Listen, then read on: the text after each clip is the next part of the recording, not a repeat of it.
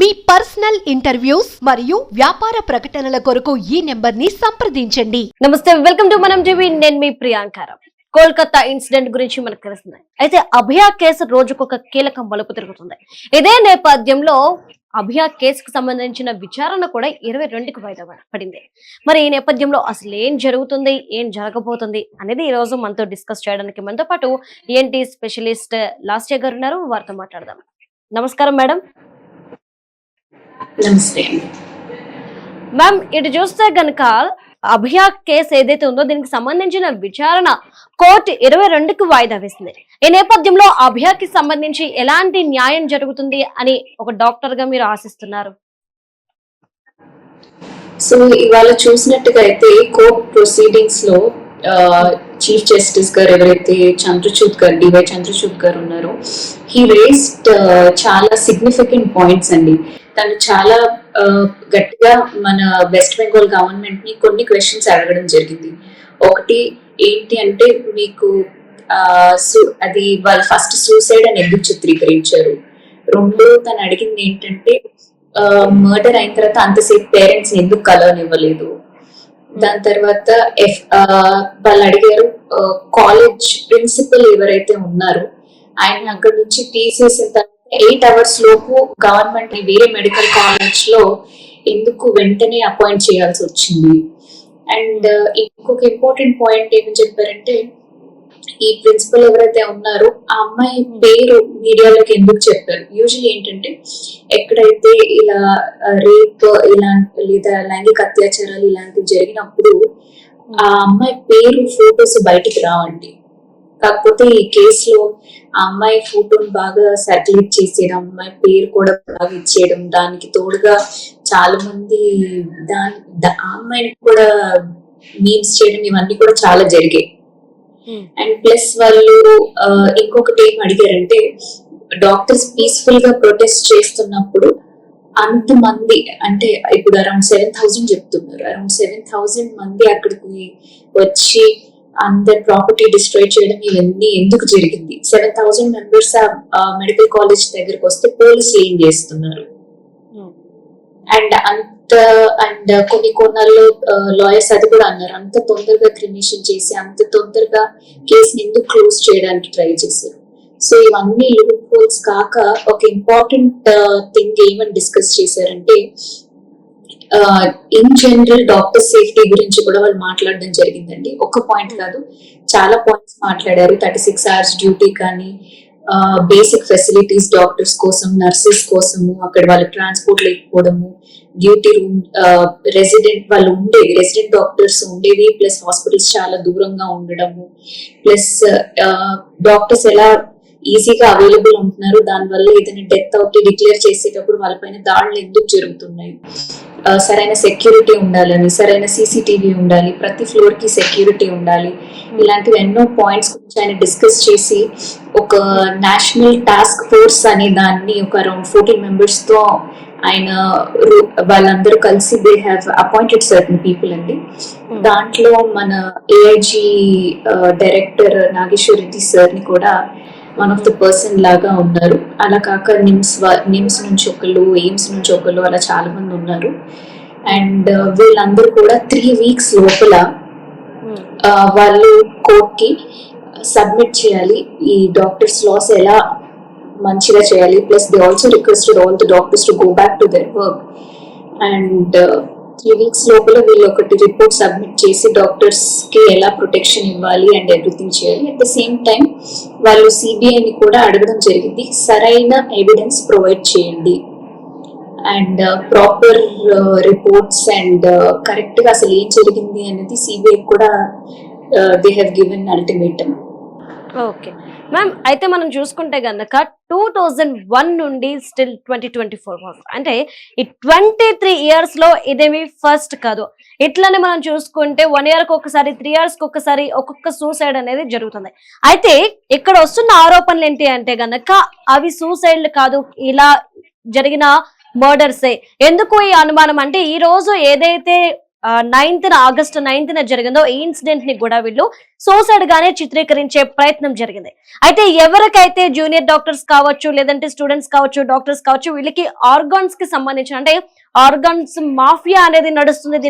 దీని గురించి ఎవరికైతే తెలుస్తుందో వాళ్ళని చంపేస్తున్నారు, చంపేసి దాన్ని ఇది సూసైడ్ కింద కన్వర్ట్ చేస్తున్నారు. దీనికి సంబంధించి చాలా కేసులు సిబిఐ కూడా ఎంటర్ అయినప్పటికీ కూడా కొన్ని కేసెస్ లో పురోగతి అనేది లేదు.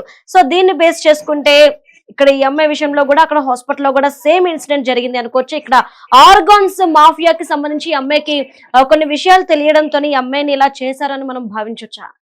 సో దీని గురించి ఎటువంటి ప్రూఫ్ లేదండి యాజ్ ఆఫ్ నౌ. సో దీని గురించి ఇవి అన్ని చెప్తున్నారు సోషల్ మీడియా ప్లాట్ఫామ్స్ లో అవంతా, కానీ దీనికి ఎటువంటి ప్రూఫ్ లేదు కాబట్టి మనం దీని గురించి చెప్పడం తప్పు. అండ్ ఇంకొక ఇంపార్టెంట్ విషయం ఏంటంటే మనకి ప్రూఫ్ లేకుండా మనం ఆర్గన్స్ మాఫియా ఇవన్నీ నోబడీ కెన్ ప్రూవ్. ఒక్కటే ఏంటంటే ఇప్పుడు ప్రస్తుతం సిబిఐ ఏం చేస్తుంది అంటే కంటిన్యూస్ గా ఎక్స్ ప్రిన్సిపల్ ని ఇంట్రోగేట్ చేస్తుంది. ఆయన అఫ్ కోర్స్ ఆయన హిస్టరీ అవన్నీ కొంతమంది ఆయన కరప్ట్ ఉన్నాడు అవంతా బయటకు వస్తున్నాయి. బట్ ఇంకా ఈ ఆర్గన్ మాఫియా ఇలాంటివి అయితే ఏది బయటపడలేదు. బట్ బేసిక్ థింగ్స్ అంటే ఏంటి అంటే ఫస్ట్ ఈ అమ్మాయిని వాళ్ళు సూసైడ్ అని చెప్పడం తప్పు.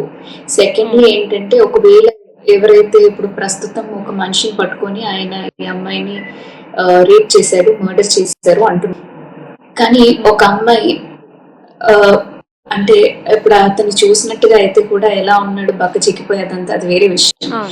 సో ఒక అమ్మాయి రెసిస్టెన్స్ ఇలా రేప్ ఇలాంటిది జరిగినప్పుడు బాడీలో ఫ్లైట్ ఫైట్ హార్మోన్స్ రిలీజ్ అవుతాయి. ఆ అమ్మాయి ఎవరికైనా సరే ఏదైనా డేంజర్ లో ఉన్నప్పుడు సర్టన్ హార్మోన్స్ రిలీజ్ అయ్యి వాళ్ళలో ఎంతో స్ట్రెంగ్త్ వస్తుంది to fight back.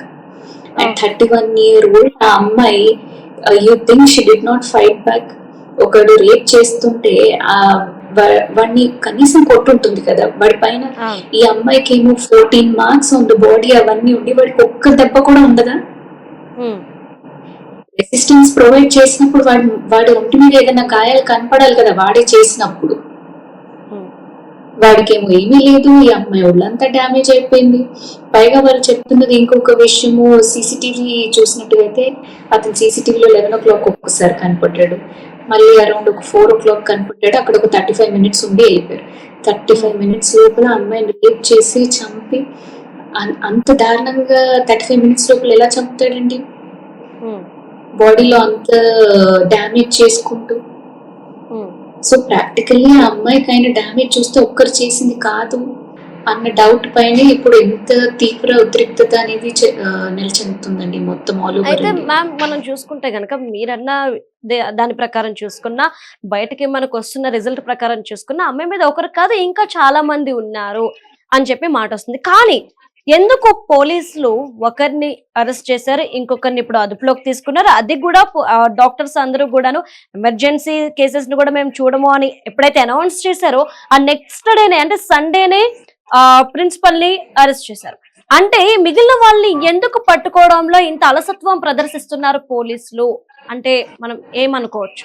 So definitely ఇది సిబిఐ చెప్పాల్సిన విషయం అండి. ఇప్పుడు ఇంకెవరు చెప్పలేరు. ఇప్పుడు CBI is the highest authority in India. And so వాళ్ళు ప్రూవ్ చేసి వాళ్ళు కరెక్ట్ ఇన్ఫర్మేషన్ ఇచ్చేదాకా దీని గురించి మనం ఎవరం కూడా ఏది మాట్లాడకూడదు. ఇప్పుడు ఉన్న ఎవిడెన్స్ ప్రకారం మనం మాట్లాడొచ్చు. ఏంటంటే డెఫినెట్లీ చూసిన ఎవిడెన్స్ ప్రకారం ఒక్కరు చేసిన పని అయితే కనిపించట్లేదు. అండ్ చూసిన సిచ్యువేషన్స్ దాని ప్రకారం కూడా అతను ఎవరైతే చేశారంటున్నారు he does not have any signs of resistance by the girl. Ma'am, ante ma'am ఏంటి అంటే ఇక స్పర్మ్ గురించి ఒక న్యూస్ అయితే మనకు వచ్చింది. అంటే 150 milligrams స్పర్మ్ ఆమె బాడీలో దొరికింది అని చెప్పేసి. అయితే కొంతమంది ఏమంటున్నారు అంటే కనుక వన్స్ స్పర్మ్ బాడీ అబ్జర్వ్ చేసేసుకుంటుంది, తర్వాత అది ఎట్లా తెలుస్తుంది అంతా అని చెప్పేసి కూడా కొన్ని మాటలు వస్తున్నాయి. అసలు ఎట్లా మ్యామ్ స్పర్మ్ ని ఎట్లా కౌంట్ చేస్తారు, అంటే ఎంత ఉంది అని చెప్పేసి ఎట్లా చూస్తారు? సో ఇది ఒక ఆ ప్రైవేట్ పార్ట్ లో తనకి ఒక viscous fluid, white colour fluid దొరికింది అన్నది మాత్రమే ఇప్పుడు కన్ఫర్మ్ చేశారండి. Okay. And first post mortem అప్పుడు వాళ్ళు 150 mg అన్నది చెప్పారు. ఇప్పుడు ప్రెసెంట్ సిబిఐ అయితే ఇంకా ఎంత mg అదంతా డిక్లేర్ చేయలేదు. బట్ ఫస్ట్ దాని ప్రకారం అయితే మనం ఎవరైతే డాక్టర్ చెప్పారు 150 mg దొరికింది అని చెప్పి, దాని ప్రకారం చూసినట్టుగా అయితే ఒక single meal cannot produce so much of sperm. ఒక single meal can maximum produce 15 mg మాత్రమే. అండ్ అసలు సో దీంట్లో అసలు until the CBI talks further మనం చెప్పకూడదు, మాట్లాడకూడదు. And most importantly first doctor చెప్పిన స్టేట్మెంట్ ప్రకారం అయితే definitely 1% cannot do this. Okay ma'am. Okay, right. Thank you so much ma'am. Thank you అండి.